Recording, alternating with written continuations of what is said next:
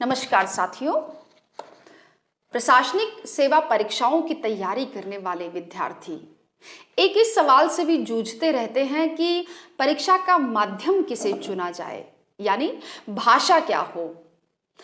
आज जिस दौर में हम प्रवेश कर चुके हैं वहां पर भाषा का प्रश्न बहुत ही गौण रह गया है। देखा जाए तो यहाँ कंफ्यूजन पैदा होने वाली ऐसी कोई स्थिति नहीं है।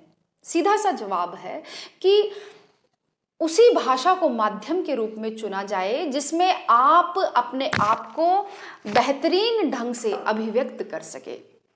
लेकिन फिर भी अगर किसी को ज्यादा ही कंफ्यूजन हो तो उसे दूर करने का एक सरल सा तरीका ये है कि आपकी स्कूलिंग कैसी हुई है।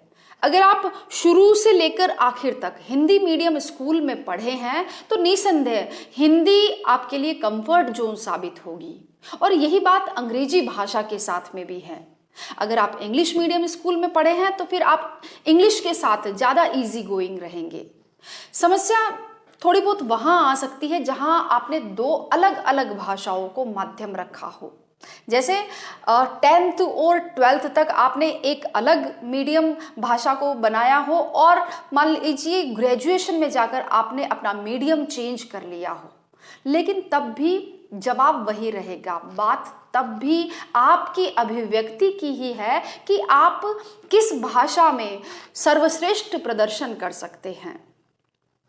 जहां दो भाषाओं को आपने माध्यम के रूप में रखा है वहां प्रशासनिक परीक्षाओं के लिए माध्यम चुनने का एक तरीका ये भी हो सकता है कि आप लास्ट ईयर्स के पेपर्स उठाकर देखिए और इस बात का उन प्रश्न पत्रों को हल करके अंदाजा लगाइए कि आप किस भाषा में प्रश्न पत्र को अच्छे से हल कर सकते हैं, और फिर उस भाषा को माध्यम के रूप में चुना जा सकता है।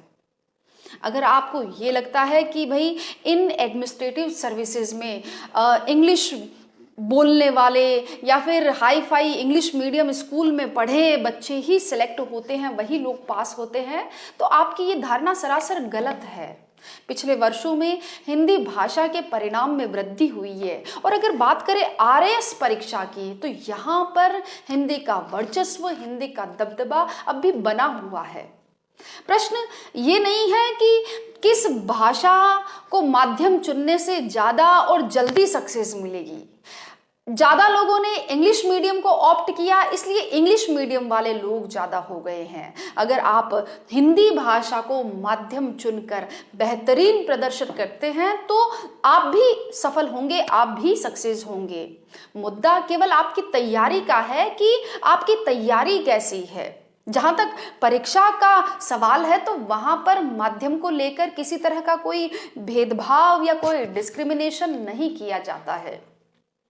दोनों ही भाषाओं में समान रूप से सफलता प्राप्त की जा सकती है। मानक पुस्तकें, स्टैंडर्ड जो स्टडी मटेरियल है, नोट्स और गाइडेंस भी अगर देखी जाए तो आज दोनों ही भाषाओं में लगभग समान रूप से उपलब्ध है। तो ऐसे में मेरी दृष्टि में भाषा के फोबिये से बचना चाहिए, और जिस भाषा को चुनना आपको सही और सुविधाजनक लगे उसे चुनना चाहिए।